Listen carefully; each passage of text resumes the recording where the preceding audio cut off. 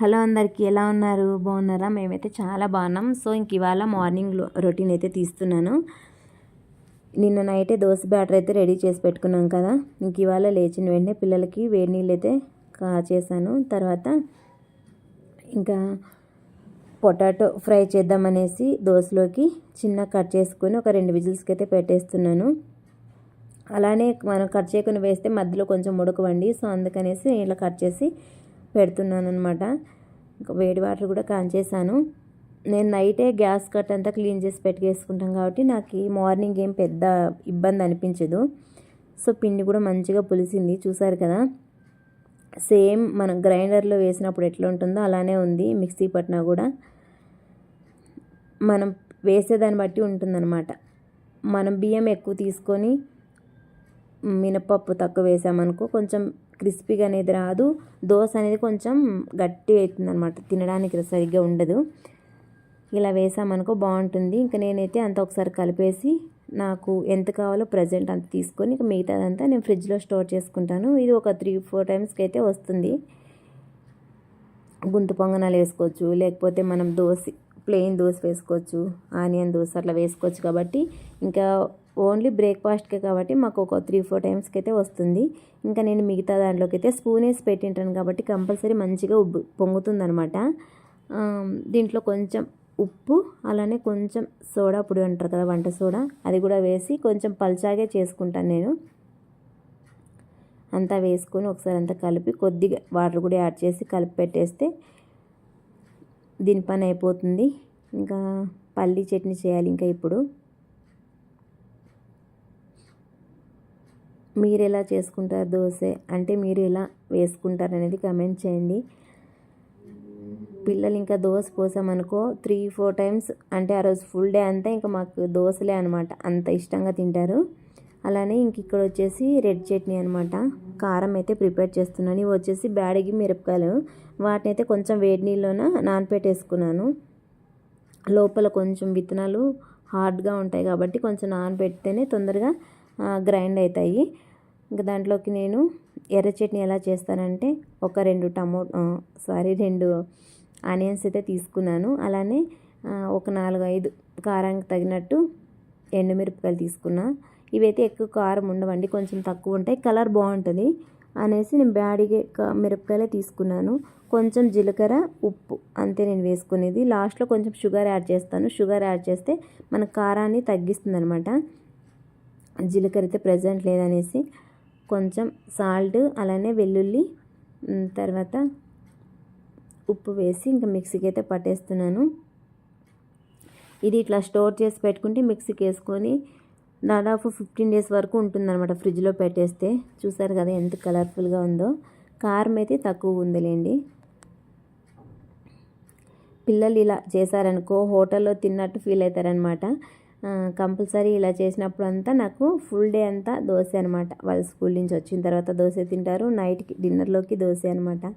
ఇంకా అది అయిపోయిన తర్వాత పల్లెంలోకి అయితే పొటాటో ఫ్రైలోకి అయితే నేను పచ్చిమిర్చి, ఆనియన్స్ అయితే కట్ చేసుకుంటున్నాను.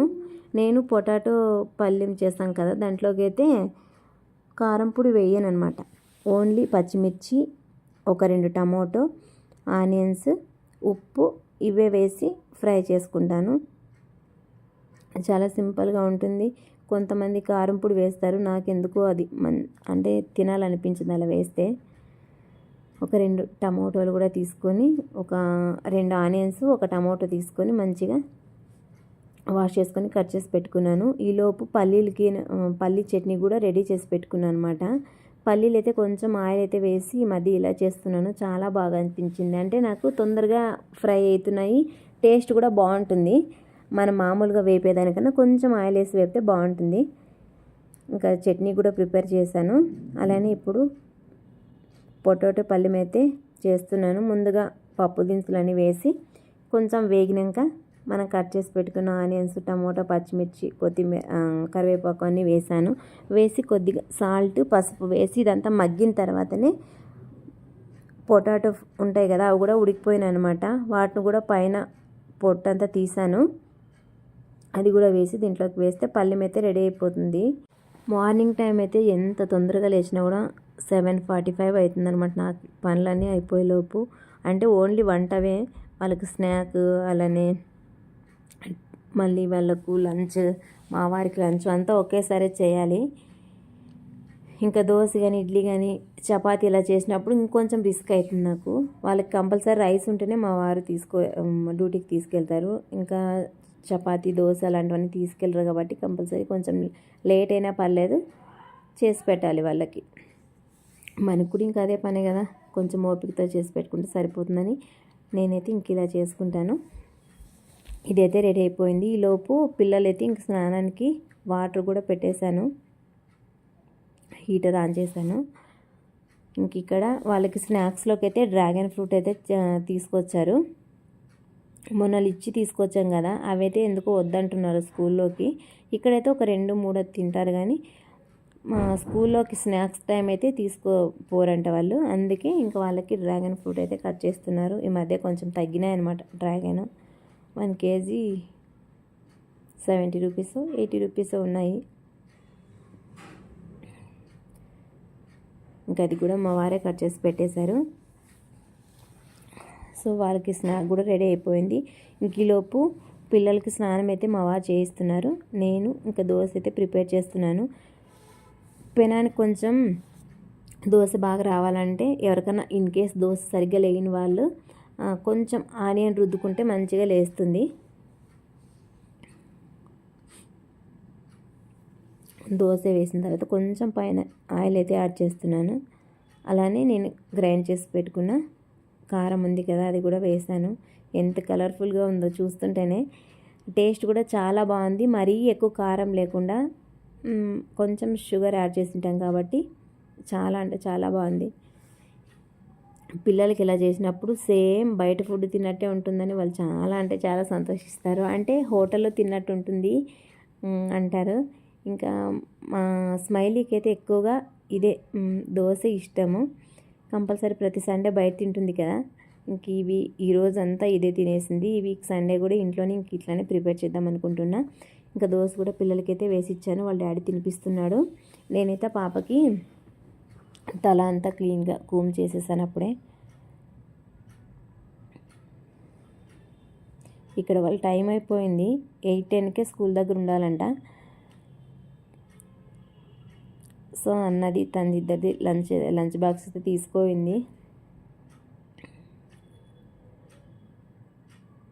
ఏంటో అన్సేపు పోవాలంటే బాగా అనిపిస్తుంది వాళ్ళకి. చిన్న వయసు కదా, ఇంకా 6 years అనమాట దానికి. 6 కంప్లీట్ ఏమో 1 month ఏంటి 7లోకి పడి ఇన్సేపుకే లేసి తొందరగా పోవాలంటే కొంచెం బరువు పడుతుంది అనమాట. వాష్రూమ్ పోవాలన్నా లేకపోతే తొందరగా లేచి స్నానం చేయాలన్నా బ్రష్ చేయాలన్నా కొంచెం బరువుగా పడుతుంది నాకే. ఎందుకంటే ఒక్కొక్కసారి గదురుకుంటాను, కోప్పడతాను వాళ్ళ మీద ఒక్కొక్కసారి చిన్న వయసు కదా, మామూలే అనుకుంటాను. ఇంకా స్కూల్కి అయితే వెళ్ళేసిన తర్వాత మా వారికి కూడా దోశ అయితే పోసి ఇచ్చేసాను.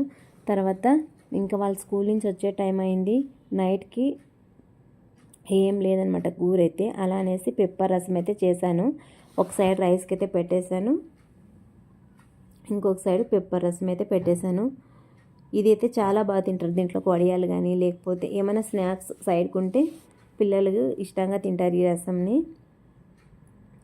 అందులో కోల్డ్ అయింది కదా, కొంచెం అట్లా గొంతుకి మంచిగా ఘాటుగా ఉంటుందనేసి రసం అయితే ప్రిపేర్ చేశాను. సో ఇదే అనమాట ఇవాళ నా వీడియో. నచ్చితే ఒక లైక్ చేయండి, ఎలా ఉందనేది కామెంట్ చేయండి. మీరేం చేసుకున్నారు ఇంటికి. Bye bye.